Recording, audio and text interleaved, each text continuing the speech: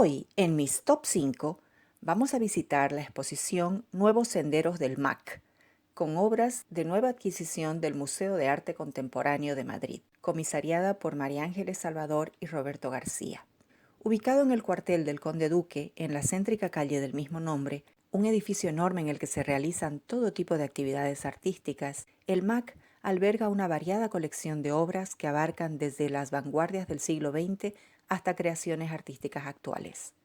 Lo que notarán en esta mi selección es cómo, a partir del siglo XX, las creaciones artísticas se salen de los moldes clásicos y los artistas comienzan a experimentar con diferentes técnicas y materiales. El arte lentamente deja de centrarse en retratar personas o lugares y pasa a convertirse en un medio mediante el cual el artista se expresa, denuncia, critica o busca provocar al observador. Sin darle más vueltas, comencemos. Número 5.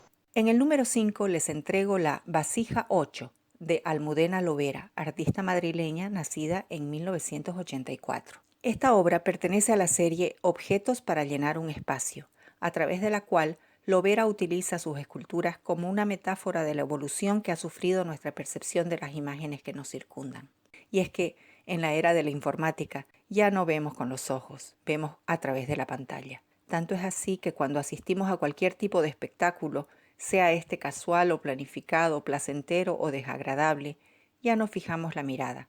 Automáticamente sacamos el teléfono para grabarlo todo en la memoria digital del aparato, no así en la nuestra.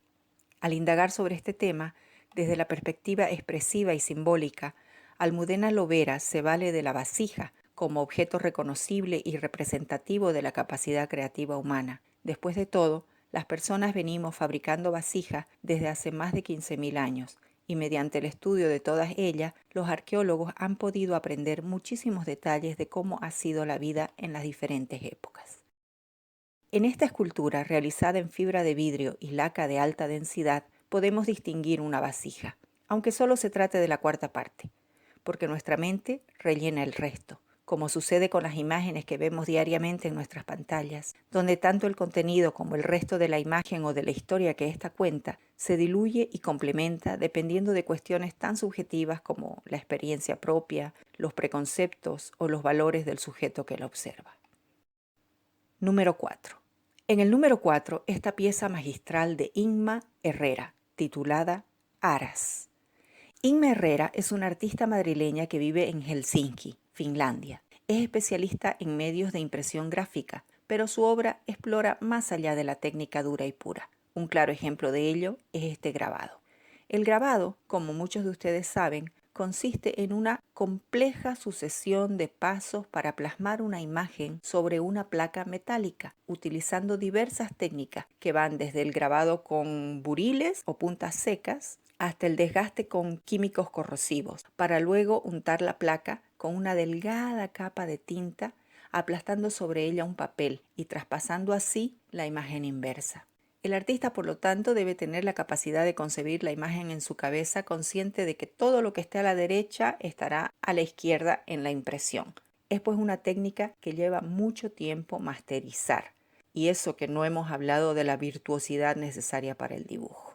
Esta obra mide 2,34 de altura por 1,32 de ancho y consiste en una reinterpretación del famoso Martirio de San Bartolomé del maestro José de Rivera.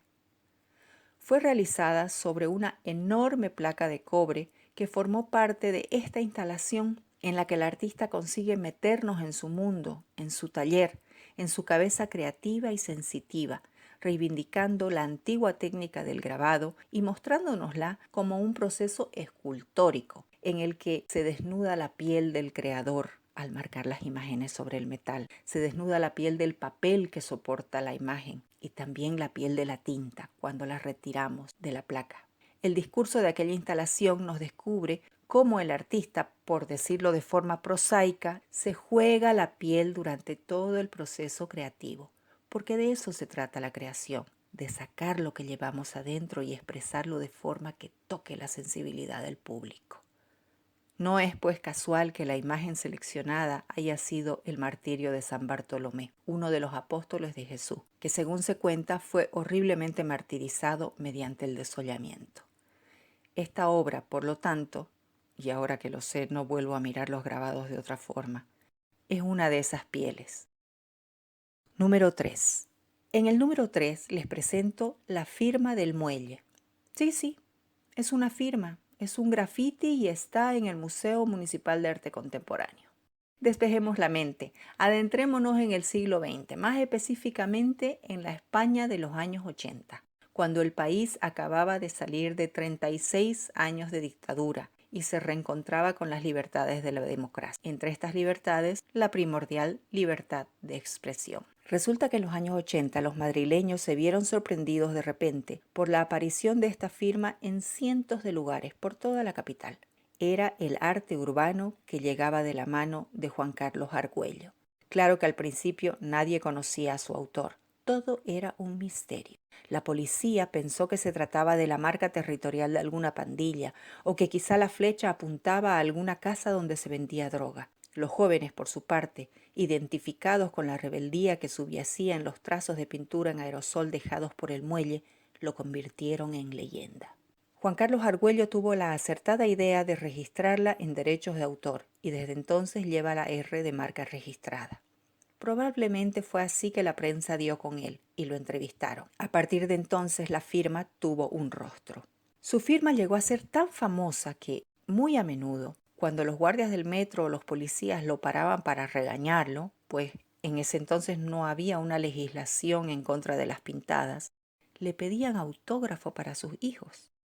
Su presencia en las calles tuvo tanta fuerza como símbolo de la nueva etapa histórica de España que el Ayuntamiento de Madrid reprodujo una firma en la revista municipal Villa de Madrid y el muelle los denunció por uso indebido del logotipo. Lamentablemente, Juan Carlos Argüello falleció con apenas 29 años por un cáncer hepático. Pero su estrella no se apagó. Sus admiradores guardan como reliquias objetos y paredes con su firma, como esta de calle Montera, recientemente restaurada. Fueron nombrados en su honor una calle y una plaza en Madrid. Anualmente se celebra un festival de arte urbano con su nombre. E incluso mientras yo realizaba esta investigación, la Lotería Nacional lo homenajeó en el sorteo de marzo de este año. Por el potente simbolismo que encierra ese doble tirabuzón y esa flecha, la firma del muelle ocupa el puesto número 3 en mi lista de hoy. Número 2. En el número 2 tenemos la serie Compositions, 1972, de Equipo Crónica. En 1964, los artistas valencianos Rafael Solves, Manolo Valdés y Juan Antonio Toledo se lanzaron como colectivo artístico. Si bien Juan Antonio Toledo abandonó Crónica a los pocos años, Valdés y Solves continuaron trabajando juntos hasta el fallecimiento de Solves en 1981. Influenciados por el arte pop de Warhol y Lichtenstein, Equipo Crónica, que es como se llamó el colectivo, utilizó la estética y las técnicas del pop art, no para criticar a la sociedad de consumo como era utilizado en América, sino para hacer denuncia política y social en una época de especial efervescencia política en España, como lo fueron los últimos años del franquismo y los inicios del periodo de transición. En sus obras combinaban imágenes tomadas de la prensa y de la cultura pop con grandes obras maestras del siglo de oro español, en una yuxtaposición anacrónica de objetos y personajes. Es decir, mezclaban cosas y personas pertenecientes a diferentes épocas de la historia, para de esta manera hacer hincapié en aquello que querían denunciar o criticar. Trabajaron la pintura, sobre todo en lienzos de grandes dimensiones, la escultura, la serigrafía y el grabado, tomando también del arte pop el seriado de las obras, es decir, la múltiple reproducción, como es el caso de estas 5 serigrafías, cuyos originales se venden aún hoy dentro de una carpeta que las contiene todas. Son, por lo tanto, una obra en conjunto, así como sus autores no firmaban individualmente, sino como equipo. En las obras de Equipo Crónica podemos ver lo que en arte se llama apropiaciones, es decir, re-representaciones de obras tan conocidas como El retrato de Mariana de Austria, de Velázquez, El sueño de Jacob, de Rivera, Desnudo bajando la escalera, de Duchamp, Homenaje a Louis David, de Leger y uno de los estudios de las Meninas realizado por Picasso. La serigrafía sobre papel es una técnica que siempre me ha parecido fascinante por todo el proceso previo que conlleva. Cada color se imprime por separado, se realiza una especie de stencil para cada capa y todas las tintas aplicadas tienen que coincidir perfectamente con la anterior. Si no, el papel será desechado y habrá que comenzar de nuevo. Son obras, por lo tanto, trabajadas minuciosamente, tanto en su conceptualización como en su elaboración. Debo confesar que desconozco los acontecimientos a los que hacen referencia estas serigrafías específicas y por lo tanto no puedo descuartizar el simbolismo de cada una. Sin embargo, cabe recalcar que fueron creadas dentro de un contexto sociopolítico en el que campeaban la represión y la censura, una época en la que la pena de muerte formaba parte del sistema penal, mientras los delitos cometidos por un privilegiado grupo gozaban de abierta impunidad, como sucede siempre con todos los gobiernos autoritarios.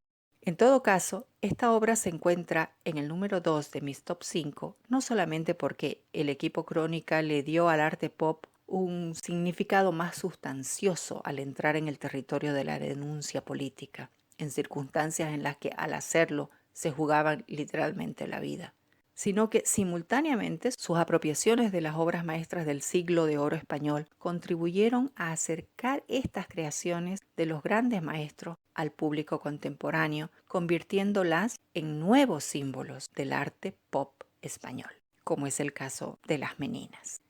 Número 1. En el número 1 no podía ser otra obra más que esta impresionante fotografía de Isabel Muñoz. Llamó inmediatamente mi atención por lo poético de la imagen. Es que desde ya la fotografía en blanco y negro tiene ese velo de misterio que atrapa sentimientos y nos transmite una forma de intimidad difícil de expresar. Además de eso, Muñoz utiliza para revelar sus imágenes la platinotipia, una antigua técnica que consiste en sensibilizar el soporte, o sea, el papel, con una mezcla de químicos en base al platino. Con esto consigue una imagen que perdura mucho más tiempo que una fotografía, digamos, normal. Y además, el platino otorga una gama mucho más variada de grises, haciendo que las imágenes sean intensas, más saturadas, resaltando las sombras y las luces con una cadencia dramática. Es una técnica manual en la que los trazos de la mezcla química realizados con brocha quedan marcados sobre el papel, haciendo de cada impresión un completo original. Isabel Muñoz es una de las más importantes y mejores fotógrafas españolas. Nacida en Barcelona en 1951, vive en Madrid desde sus 20 años y es una artista con mucho mundo. Su obra se centra en el ser humano, en el cuerpo, en las variadas manifestaciones culturales. Ha viajado para captar con su cámara los 5 continentes. En febrero de este año se integró como miembro de la Real Academia de Bellas Artes de San Fernando. Al ver esta imagen titulada BAM 010, supe que tenía que haber una historia detrás de ella, y no me equivoqué. Investigando al respecto, descubrí que Muñoz tomó esta foto en el 2003, en Bam, un pueblo de Irán que acababa de ser destruido casi totalmente por un horrible terremoto de 6.6 grados. Más de 40.000 personas murieron a consecuencia del sismo y casi 70% de las edificaciones del pueblo quedaron totalmente destrozadas. En medio de esa desgracia, una muchacha eligió uno de los pocos muros que habían quedado en pie para escribir ahí un poema para su hermana fallecida en el terremoto. ¿Cuántas veces nos ha pasado que, frente al dolor de la pérdida de un ser querido, de pronto nos damos cuenta que hubo palabras que nunca le dijimos, que dimos por sobreentendidas?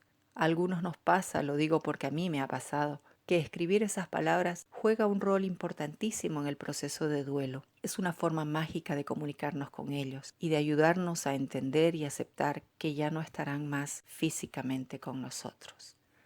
Esta fotografía de Isabel Muñoz es una obra que para mí representa ese momento, cuando el silencio de la desgracia se ve envuelto por el cálido viento del amor, ese amor que es la fuerza que nos empuja a salir adelante, a reconstruirnos y a continuar el camino.